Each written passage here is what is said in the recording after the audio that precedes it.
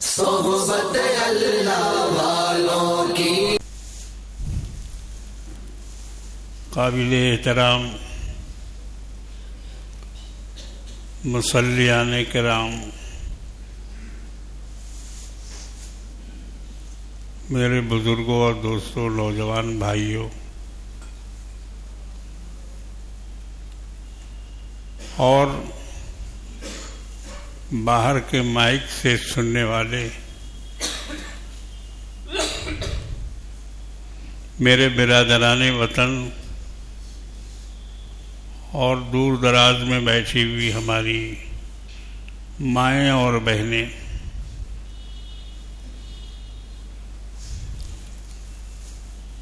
الحمدللہ ایک بار پھر ہم نماز جمعہ کی خاطر مسجد میں جمع ہوئے ہیں، اور انشاءاللہ تھوڑی دیر کے بعد ہم نماز جمعہ ادا کریں گے۔ یہ ایک ایسی خصوصیت اسلام میں ہے جو کسی اور مذہب میں نہیں ہے۔ اجتماعات وہاں بھی ہوتے ہیں، جیسا گرجا میں ہر اتوار کو پروگرام ہوتا ہے، ان کے پادری آتے ہیں اور وہ کچھ دیر وہاں وعظ نصیحت کا بیان کرتے ہیں، مگر یہ بھی طریقہ ان لوگوں نے مسلمانوں سے ہی سیکھا ہے۔ اسپین میں جو مسلمانوں کی 800 سال حکومت رہی یورپ میں، اس سے یورپین قوموں کو اسلام بہت قریب سے سیکھنے کا، پڑھنے کا، سمجھنے کا موقع ملا،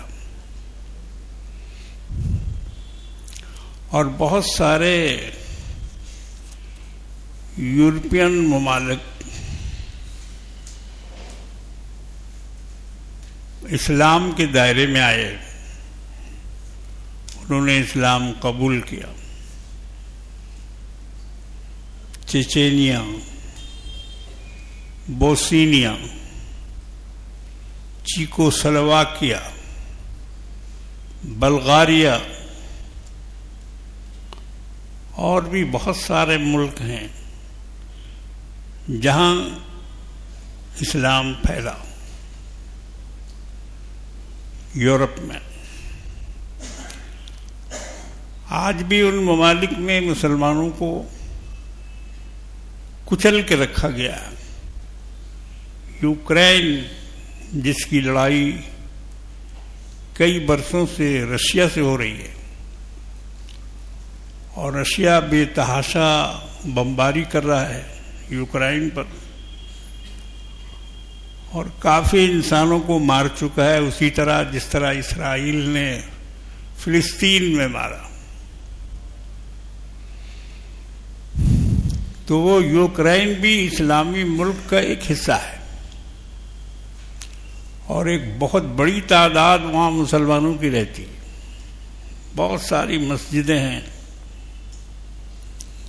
اس لیے روس نے یوکرین کو نشانہ بنایا، اور ابھی تک اس سے لڑائی اس کی جاری ہے۔ تو یہ سارا فیض جو یورپ سے لے کر ایشیا تک پھیلا ہے، اس میں جمعہ کے دن کا بڑا حصہ ہے۔ جمعہ کی نماز، جمعہ میں مصلیوں کی کثرت، جمعہ میں لوگوں کا ازدحام، ہجوم، جمعہ کی تقریر، جمعہ کا وعظ، یہ ساری چیزیں اس میں شامل ہیں، اور اس سے اسلام کو بڑا فائدہ پہنچا، ابھی بھی پہنچ رہا۔ اگرچہ ابھی ہمارے یہاں غیر منظم طریقے سے جمعہ کا خطبہ ہوتا ہے، اور جب تک خطبہ ہوتا رہتا ہے لوگ نہیں آتے مسجد میں۔ جب دیکھتے ہیں کہ اب خطبہ شروع ہونے والا ہے یا ختم ہونے والا ہے، تب آخر میں آ کے وہ بیٹھتے ہیں، تو ان کے پلے کچھ پڑتا نہیں۔ جو مقصد ہے اسلام کا، جمعہ کے اجتماع کا، وہ مقصد ان بعد میں آنے والوں سے پورا نہیں ہوتا، سوائے اس کے کہ نماز میں بھیڑ بڑھ جاتی ہے، باہر میں چٹائی مصلی یہ سب انتظام کرنا پڑتا ہے منتظمین کو، مگر اس کا جو فائدہ اسلام نے مقرر کیا تھا، اس فائدے سے وہ بیچارے محروم رہتے ہیں۔ اب رہ گئے وہ لوگ جو مسجدوں میں آتے ہیں، وعظ سنتے ہیں، تو اس میں بھی کئی کیٹیگری ہے۔ ہر مسجد میں آنے والا وعظ سننے والا نہیں ہوتا ہے، بہت سارے لوگ اونگنے والے ہوتے ہیں، بیٹھے بیٹھے اونگتے رہتے ہیں، ایک دوسرے پہ گرتے رہتے ہیں، ادھر سے ایک کہونی ادھر سے ایک کہونی، دھکا کھاتے رہتے ہیں، وہ کبھی اس کے اوپر گرتے ہیں کبھی اس کے اوپر گرتے ہیں، ایسے لوگ بھی ہوتے ہیں۔ تو یہ ایک بہت بڑا نظام ہے مسلمانوں کے لیے، جمعہ کی نماز، جمعہ کا اجتماع، جمعہ کا خطبہ، اس سے ہمیں فائدہ اٹھانا چاہیے۔ وقت کم رہتا ہے، اس لیے اس موضوع پر زیادہ بولا نہیں جا سکتا ہے، اشارہ کافی ہے کہ لوگ اس کو سمجھیں۔ اپنے بچوں کو بھی لایا کرو مسجد میں، وہ بچے جو بڑے ہو رہے ہیں، 10-12 سال کے ہو رہے ہیں، بالکل چھوٹے بچے تو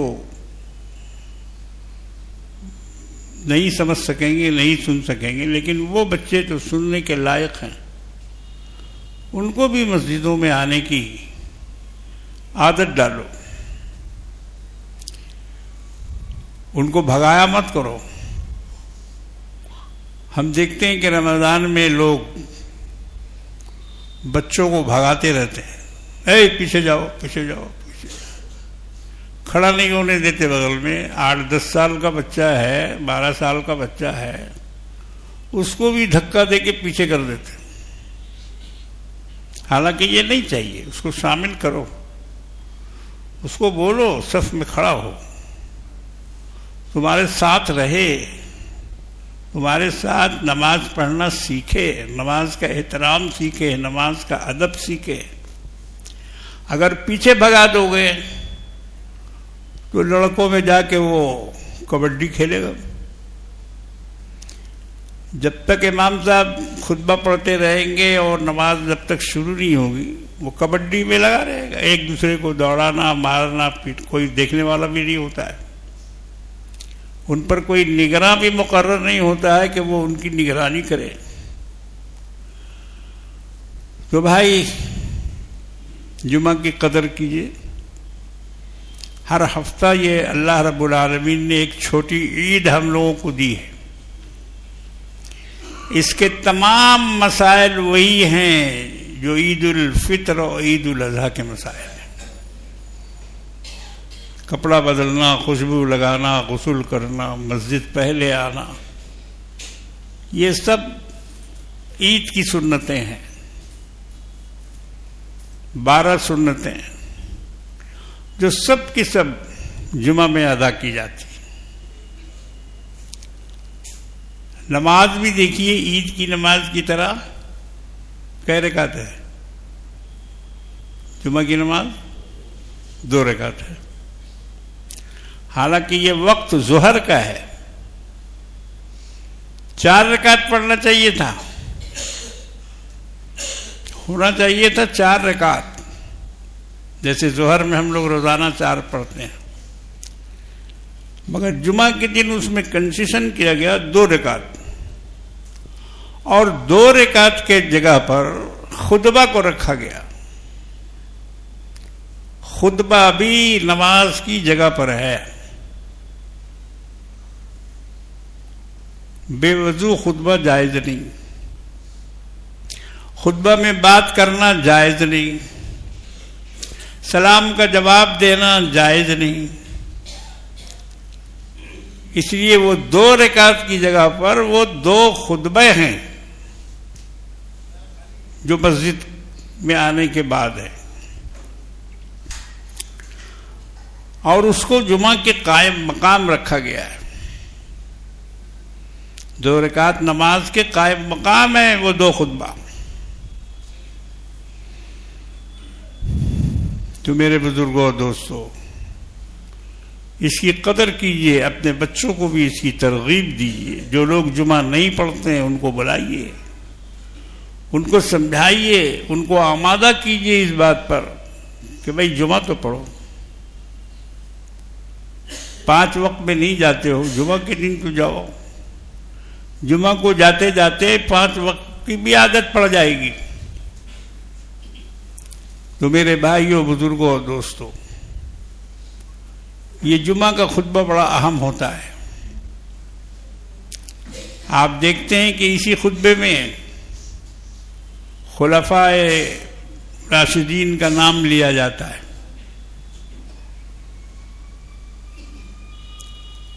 ان کا نام لے کر ان کے بارے میں کہا جاتا ہے امیر المومنین سیدنا ابو بکر صدیق رضی اللہ تعالی، یہ خطبہ میں بولا جاتا ہے۔ امیر المومنین عمر فاروق رضی اللہ تعالی، اس کا اعلان خطبہ میں کیا جاتا ہے۔ یہ سب اعلان ہے۔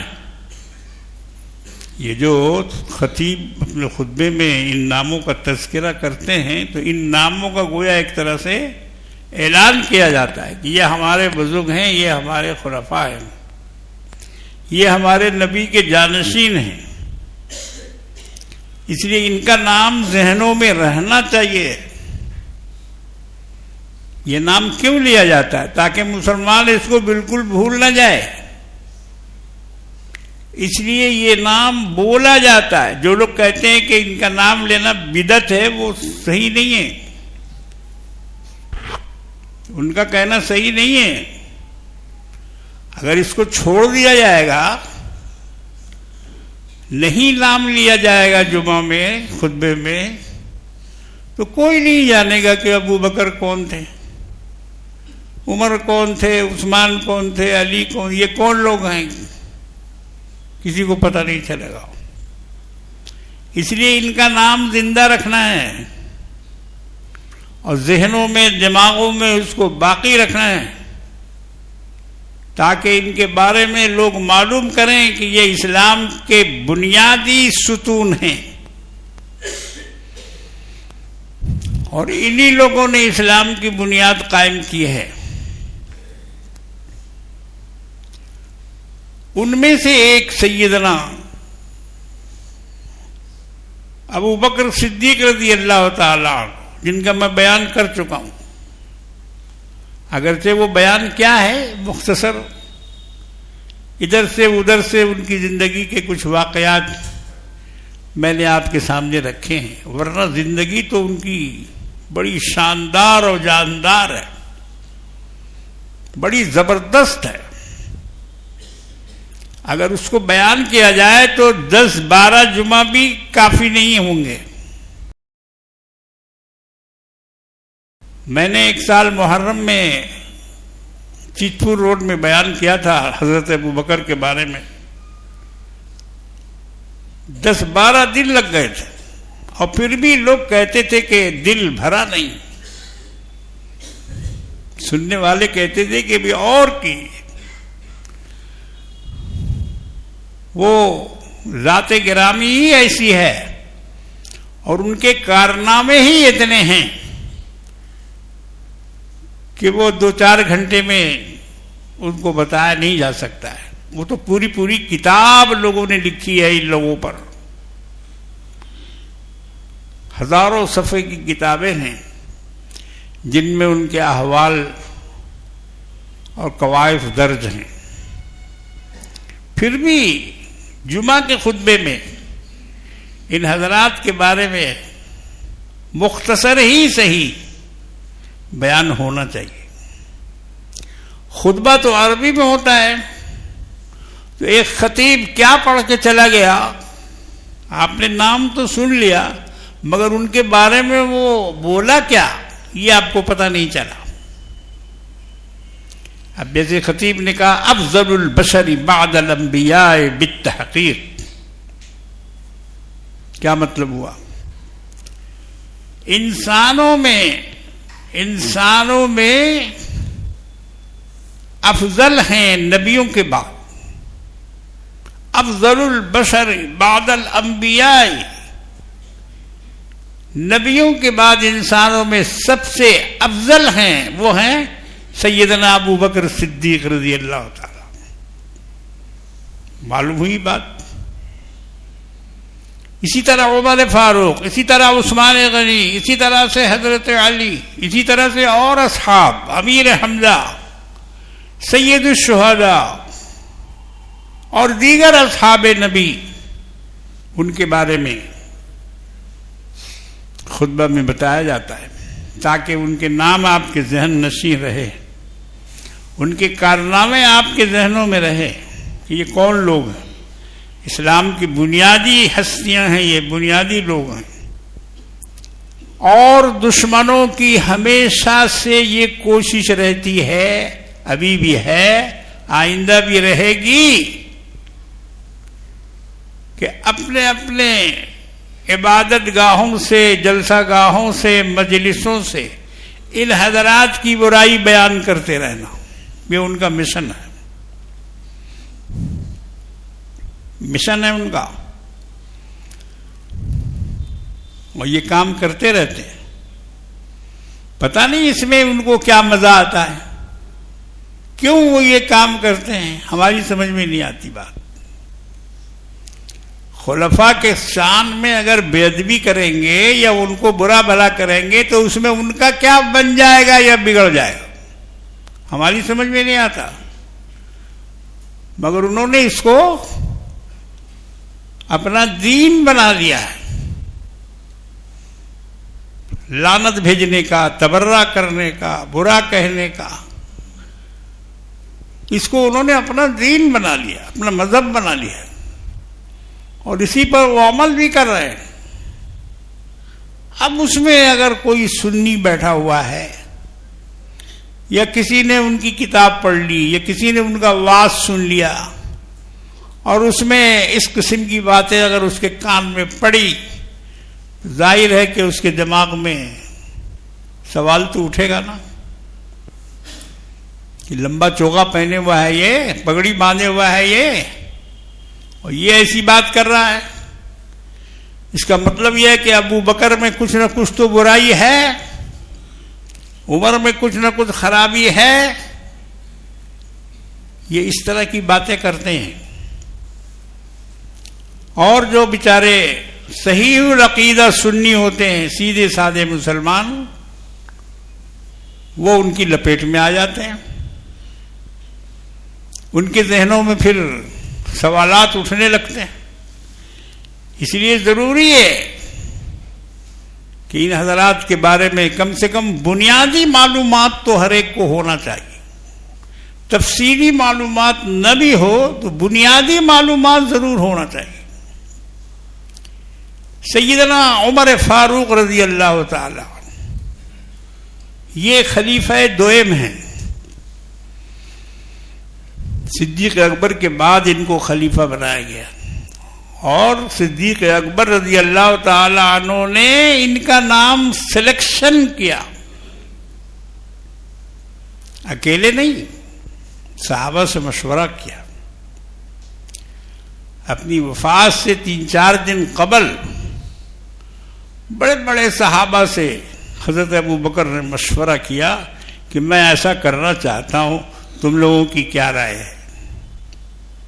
حضرت عثمان سے پوچھا، عبد الرحمن بن عوف سے پوچھا، ابو ہریرہ سے پوچھا، اور بھی بڑے بڑے صحابہ، عبداللہ ابن زبیر سے پوچھا کہ میں اپنی جگہ پر عمر کو خلیفہ نامزد کرنا چاہتا ہوں، تم لوگوں کی اس میں کیا رائے ہے؟ سبوں نے کہا کہ ہاں بہتر ہے. کسی نے انکار نہیں کیا، کسی نے اس کا وروධ نہیں کیا، کہا کہ نہیں بہت ٹھیک ہے.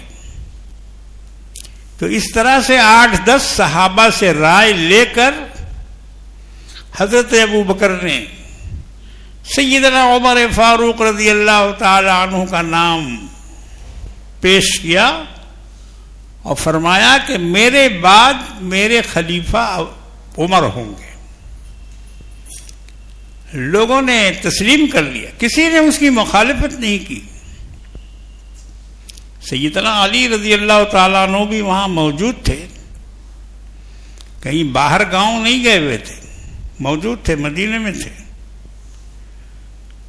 اور ان کے علم میں تھی یہ بات کہ ابو بکر عمر کو خلیفہ نامزد کرنا چاہتے ہیں، مگر انہوں نے کوئی اعتراض نہیں کیا. یہ نہیں کہا کہ میں علی کا داماد، میں فاطمہ کا شوہر، میں حسن حسین کا باپ، تو ابو بکر کیا مجھ کو نظر نہیں آ رہے؟ ابو بکر نے مجھ کو نہیں دیکھا، عمر کو بنا دیا. یہ اعتراض حضرت علی کی طرف سے نہیں آیا. خوش ہو گئے، حضرت علی بھی خوش ہوئے کہ نہیں بہت مناسب فیصلہ ہے، بہت صحیح ہے. جن کا نام تجویز ہوا ہے وہ اس لائق ہیں. اور دنیا نے دیکھ لیا کہ اگر حضرت عمر کا نام سیدنا ابو بکر تجویز نہیں کرتے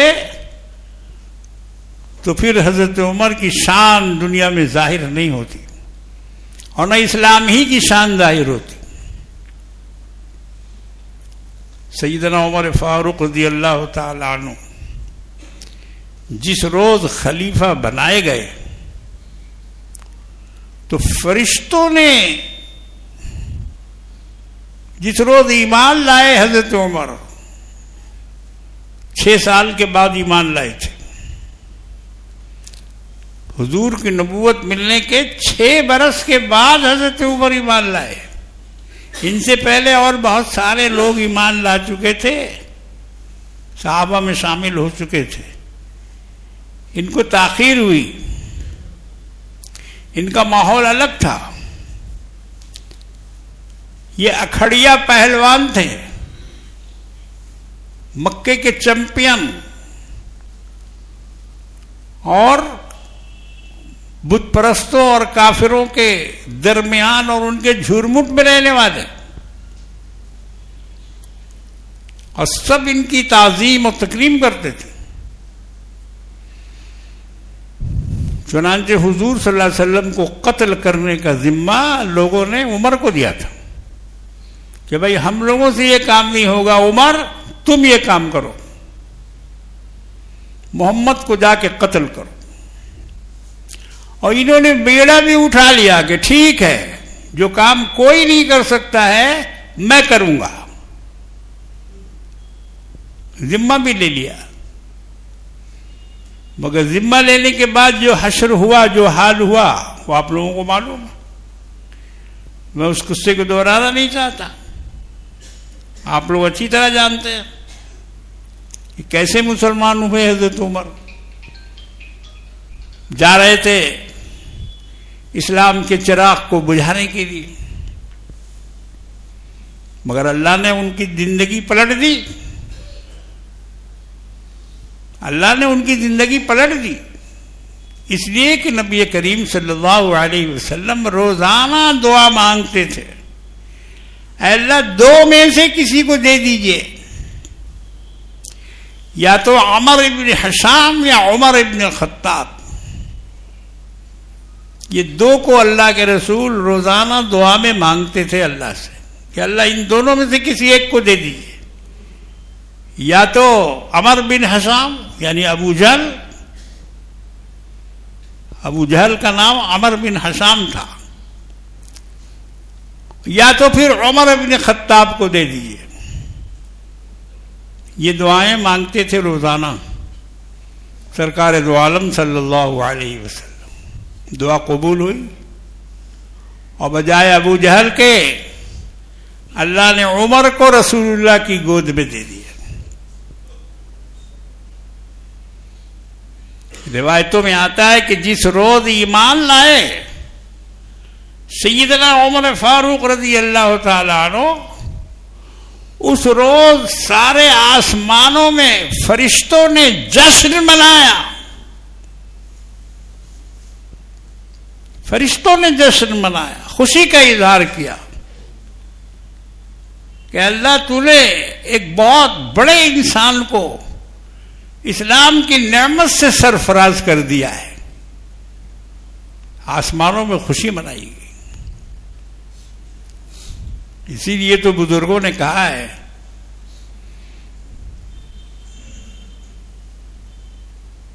کہ سارے صحابہ، اس میں اہل بیت بھی شامل ہیں، علی بھی شامل ہیں،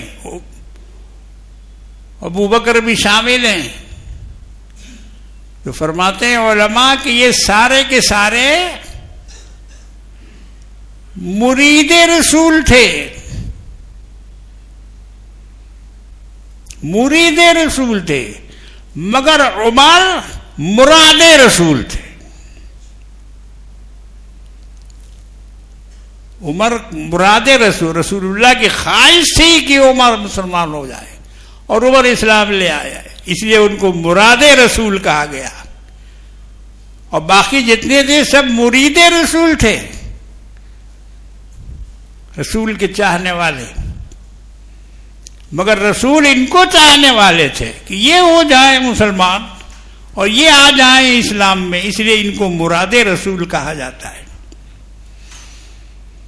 بہرحال ان کے آنے کے بعد تو اسلام کا نقشہ بدل گیا۔ خانہ کعبہ میں جماعت ہونے لگی، لوگوں سے کہا حضرت عمر نے کہ یہ کیا ہے؟ ہم لوگ جب حق پر ہیں تو ہم چھپ کے نماز پڑھیں، اور جو لوگ باطل پر ہیں وہ کھلم کھلا اپنی عبادتیں کریں، ایسا نہیں ہو سکتا۔ ہم لوگ بھی کعبہ میں جا کے نماز پڑھیں۔ آگے آئے، پیچھے پیچھے صحابہ کو لیا، کہا کہ چلو کون کون میرے ساتھ چلتا ہے۔ اب آگے آگے عمر جا رہے ہیں اور پیچھے سے صحابہ کی ایک جماعت ہے، لوگ پوچھ رہے ہیں کہاں جا رہے ہو بھائی؟ عمر کہاں جا رہے ہو؟ عمر نے کہا کہ نماز پڑھنے کعبہ میں جا رہا ہوں۔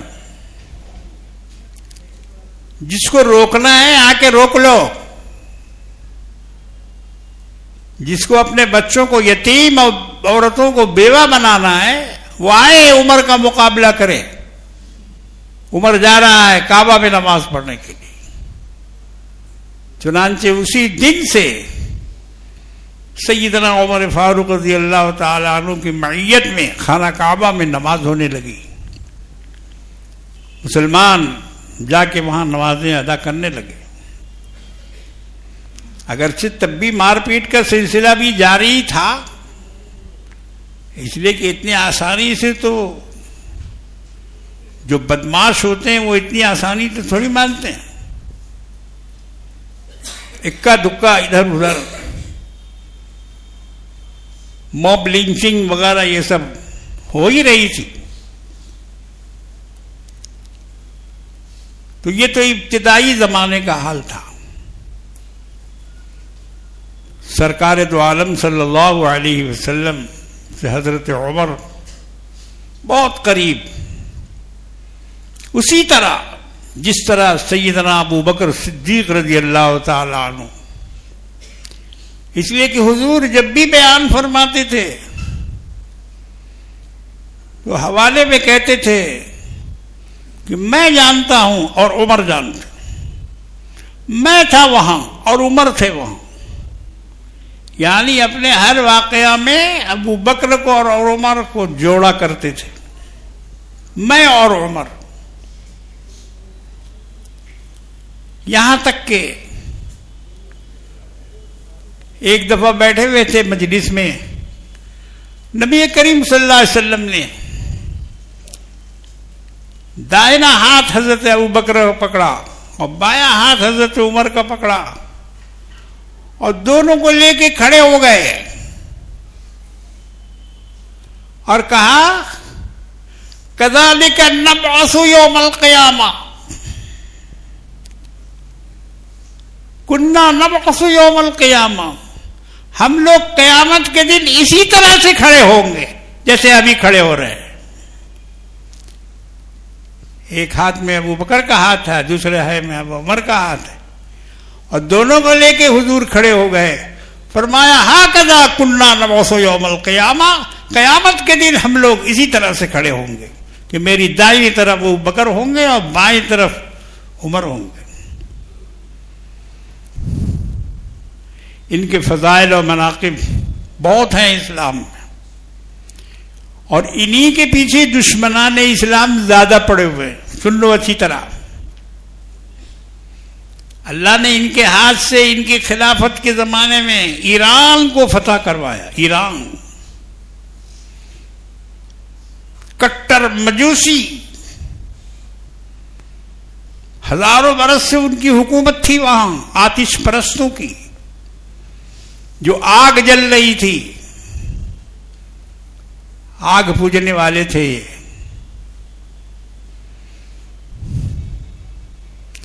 حضرت عمر کا قاتل بھی ایرانی تھا، ایران کا ایک مجوسی تھا، ابو لولو فیروز. فیروز نام مت رکھا کرو، فیروزہ مت پہنا کرو انگلی میں. بہت سے لوگ کو فیروزہ پسند ہے، کہتے بہت لکی ہے، لکی ہے، مگر لکی وکی نہیں، وہ شیعوں کی چیز ہے.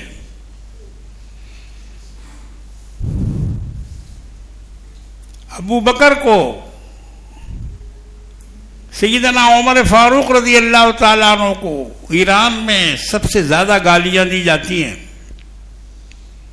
میں ایران گیا ہوں، 11 دن تک وہاں رہا ہوں. میں نے دیکھا اچھی طرح تہران، مشہد، نجف اور بھی کئی شہروں میں گیا ہوں، چھوٹے چھوٹے شہر. ان میں سے مشہد سب سے بڑا ہے تہران کے بعد. وہاں حضرت امام علی رضا رضی اللہ تعالیٰ عنہ کا مزار ہے، بہت بڑا.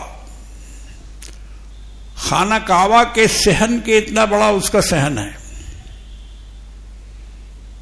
کعبہ کا جو صحن ہے چاروں طرف، اتنا ہی بڑا صحن امام علی رضا کا مشہد میں. تو بہت کچھ دیکھنے کو ملا. اس میں سے جو سب سے اہم چیز دیکھنے کی جو مجھے بتانی ہے وہ یہ ہے کہ ابو لولو فیروز کا لاکٹ لوگوں کو گلے میں پہنے ہوئے دیکھا. یہ ابو لولو کون تھا؟ عمر کا قاتل، حضرت عمر کو جس نے عین نماز کے وقت میں شہید کیا تھا.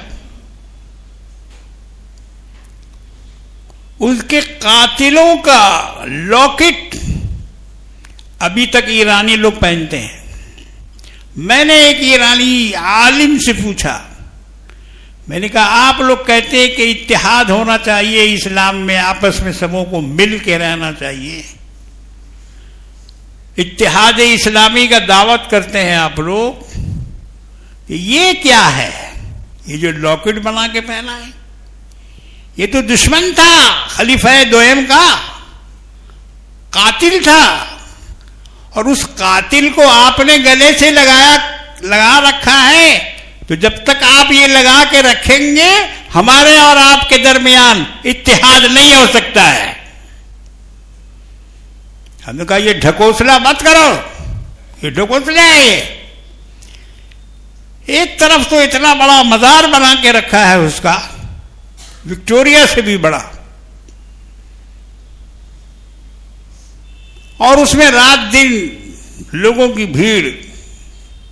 کیوں جاتے ہیں لوگ، کیا کرتے ہیں لوگ، ہمیں نہیں معلوم، ہم گئے نہیں تھے اندر، باہر سے ہم نے دیکھا کہ اتنا بڑا مزار ابو لولو قاتل جو حضرت عمر فاروق رضی اللہ تعالیٰ عنہ کا تھا، اس کا مزار بنا کے رکھا ہے، اس کا لاکٹ بنا کے پہنتے ہیں۔ دکانوں کے سائن بورڈ ہم نے دیکھا، ابو لولو اینڈ سنس،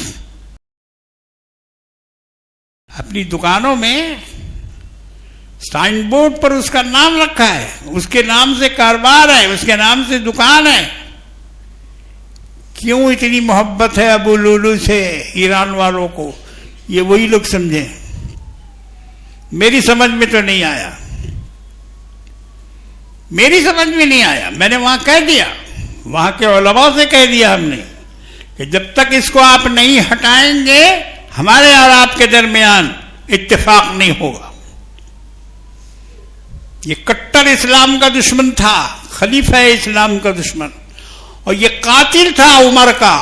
آپ نے اس قاتل کو اپنے گلے سے لگا کے رکھا ہے۔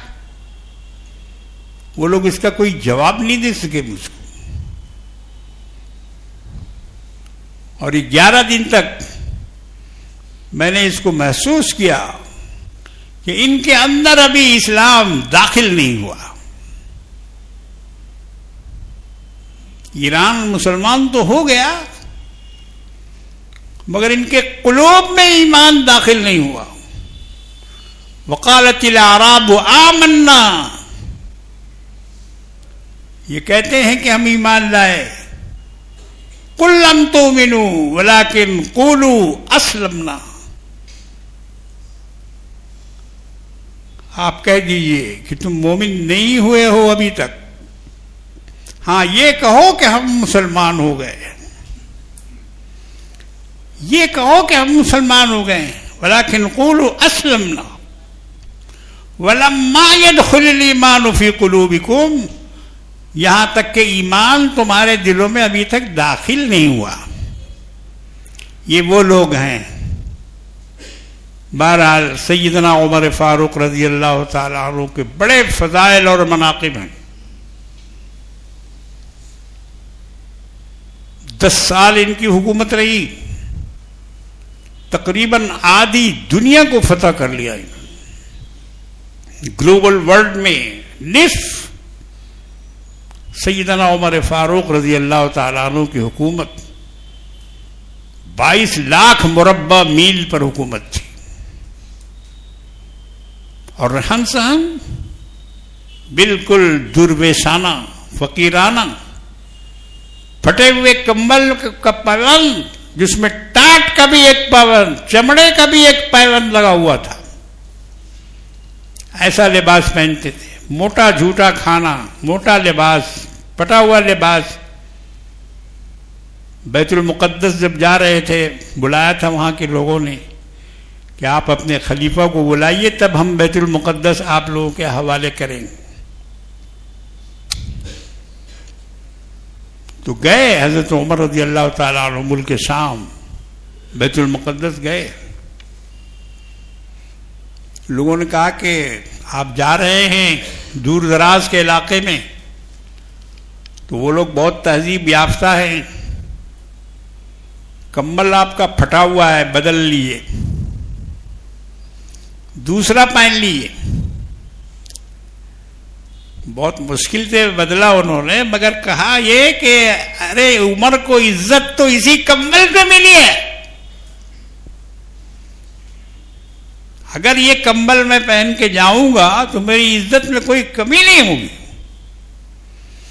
اتنے بے نفس ہو چکے تھے حضرت عمر فاروق رضی اللہ تعالی۔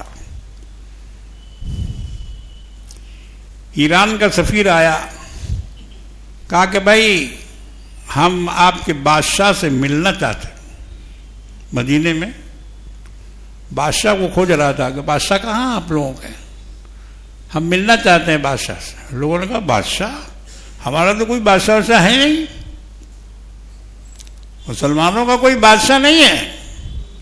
ہاں ہمارے ایک امیر ہیں جن کو امیر المومنین کہتے ہیں. تو کہاں ہے وہ, ان کا محل کہاں ہے؟ محل تلاش کر رہا. کہا کہ دیکھو وہاں مسجد میں کہیں پر پڑے ہوئے ہوں گے, سوئے ہوئے ہوں گے. اب اس کو اور بھی تعجب ہوا جو سفیر تھا کہ مسجد میں بادشاہ اینٹ کا تکیہ لگا کر سیدنا عمر فاروق رضی اللہ تعالیٰ عنہ زمین پر لیٹے ہوئے تھے. اس شخص نے دکھایا کہ دیکھو یہ ہیں ہمارے امیر المومنین, اینٹ کا تکیہ لگائے ہوئے. مسلمانوں خاکساری سیکھو, خاکسار بنو, تب عزت بنتی ہے. اللہ نے ان کو عزت انہی کپڑوں میں دی تھی. بیت المقدس والے انہوں نے لڑائی نہیں لڑی, لڑائی نہیں لڑی. کہا کہ ہم جنگ نہیں لڑیں, ہم ایسے ہی آپ کو بیت المقدس دے دیں گے. عیسائیوں نے معاہدہ کر لیا. ان لوگوں نے دیکھا کہ ایک اونٹ ہے اور ایک غلام اس اونٹ کو لے جا رہا ہے, اس پر حضرت عمر سوار ہے اور دونوں کی باری بندھی ہوئی ہے. ایک دفعہ وہ غلام بیٹھے گا, ایک دفعہ عمر بیٹھے. تو دونوں اتر کر چڑھ رہے ہیں, پھر اتر رہے ہیں. لوگوں نے یہ منظر دیکھا کہ جس کے اندر اتنی مساوات ہے اور جو ایک دوسرے کے حقوق کا اتنا خیال رکھتے ہیں کہ جب غلام کی باری آتی ہے تو غلام بیٹھتا ہے, اور جب امیر المومنین کی باری آتی ہے تو امیر المومنین بیٹھتا ہے. تو جس قوم کے اندر اتنا انصاف ہوگا وہ قوم ہم لوگوں کے ساتھ کتنا انصاف کرے گی. اس لیے ان سے لڑنے جھگڑنے کی کوئی ضرورت نہیں. ایک کام ان لوگوں نے اور کیا تھا, ختم کر رہا ہوں میں. اپنی تمام خوش شکل لڑکیوں کو دونوں طرف لائن سے کھڑا کر دیا تھا. عورتوں کو سجا کر, سوار کر, سنگار کر کے دونوں طرف لائن سے کھڑا کر دیا کہ اس میں سے کوئی بھی بھاگ جائے.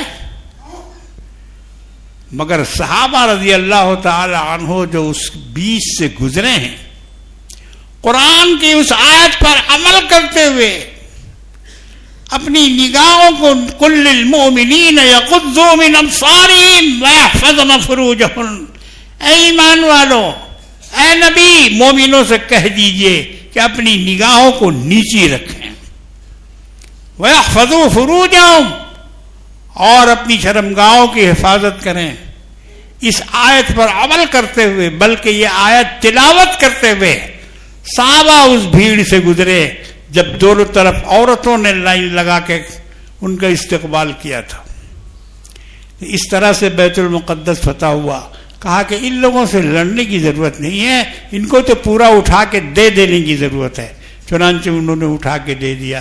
اللہ تبارک و تعالی ہم سب کو اچھی سمجھ عطا فرمائے اور ہمیں اپنے بزرگان دین کے نقش قدم پر چلنے کی توفیق عطا فرمائے. وآخر دعوانا الحمد.